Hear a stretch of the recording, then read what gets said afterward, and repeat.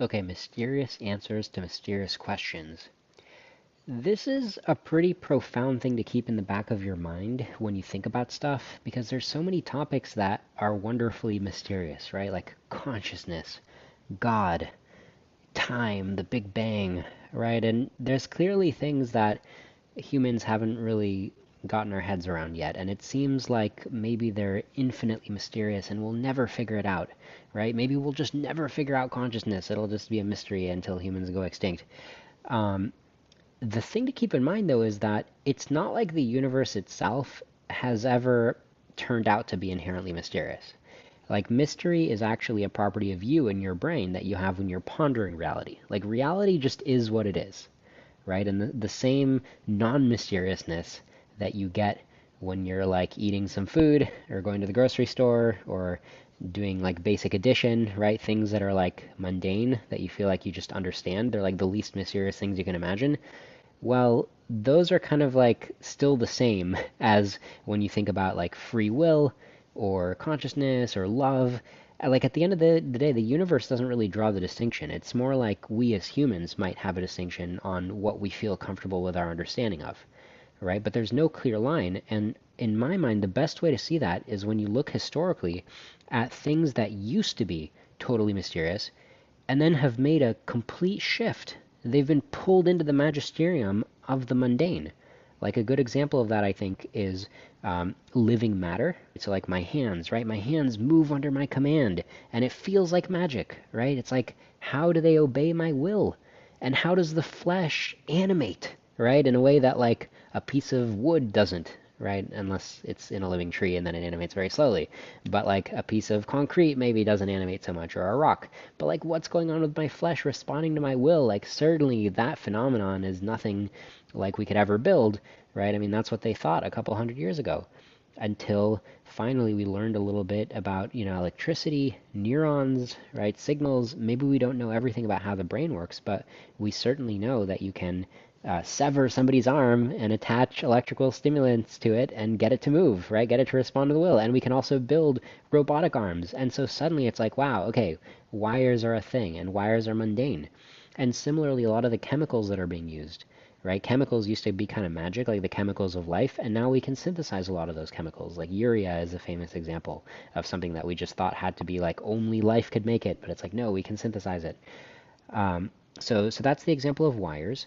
And then even in the example like free will, it has become a lot less mysterious to us now that we have complex algorithms and we see these algorithms making decisions that seem to involve a lot of judgment. And we're like, okay, well, the fact that humans can make complex judgments based on weighing a lot of different factors and they can't predict what they're going to do, that seems like a, pretty much the same phenomenon as the kind of decision making happening in these computerized algorithms. So even the idea that we have free will, as far as I understand, has become non-mysterious because it's like there's nothing else to explain. It's like, yeah, I feel like I can do anything because I don't know what I'm going to do yet, and then I do some processing in my brain, and then I do something, right? Just like any complex algorithm does.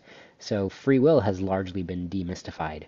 Fire used to be this magical thing, right? Like one of the basic substances, and now it's like, well, it is an exothermic reaction, right? It's been reduced to a lower level, right? So our understanding of chemistry and physics says, yeah, fire is like a type of thing. It's not fundamental, right? Similarly, color, it's not like there's fundamental colors. There's wavelengths of light, and the wavelengths go beyond the visible spectrum.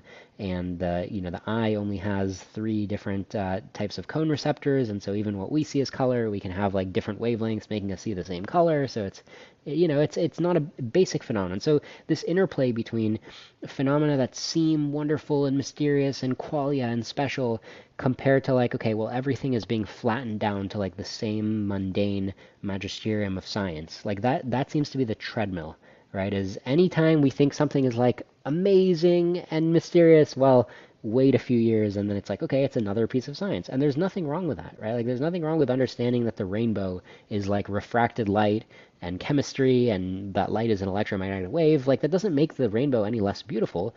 It just makes it not fundamentally ontologically mysterious, right? Like the rainbow is made out of the same stuff that I don't even know, a rock or a piece of bread is made out of, right? Like whatever you think is mundane, a rainbow is made out of the same stuff, but it's still cool, right? So that's the general treadmill.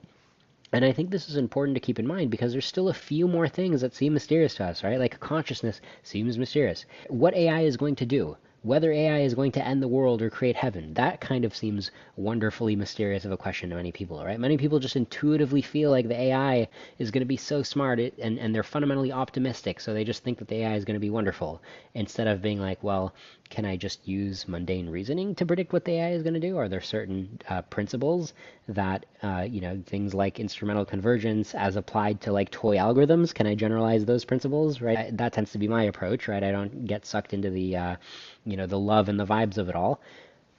There's another example that I like to turn to when I talk about how mysterious things have become mundane. Consider the question of like, who are we and where did we come from? Why are we the way we are? If I'd asked that question 200 years ago, why are we the way we are?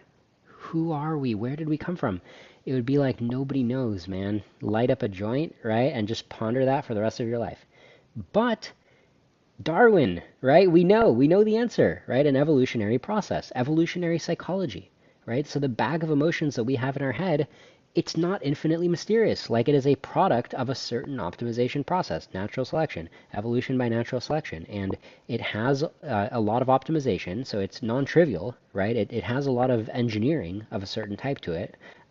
Emotions have purposes, and yet it's also not like some sort of ideal, right? The point is, when I ask, who are we and where did we come from? It's like, well, we have a family tree, right, full of like all kinds of different organisms, right? And we have engineering that goes into the different parts, including our psychology, including our mental parts, right? Our mental parts are organs just like everything else.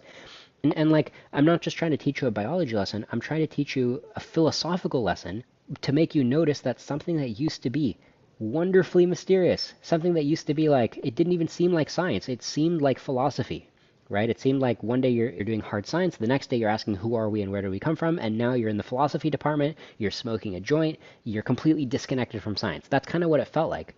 And then it turned out that when we had the theory of evolution, it turned out no, it's not disconnected from science, right? You can go in a lab and you can see the history of different organs and like how they mutated over time and how they got selected for to become what they are. So once you start to realize that this is the pattern that things have gone in, where philosophy tends to move into the mundane realm of science, then you can start to anticipate how the next thing is going to go down, right? When we get a better understanding of consciousness, when we get a better understanding of space-time, of whether the universe is infinite, of whether there's a multiverse, of whether we're living in a simulation, when we get a better understanding of these things, it's going to have the flavor of when we got a better understanding of who are we and where did we come from.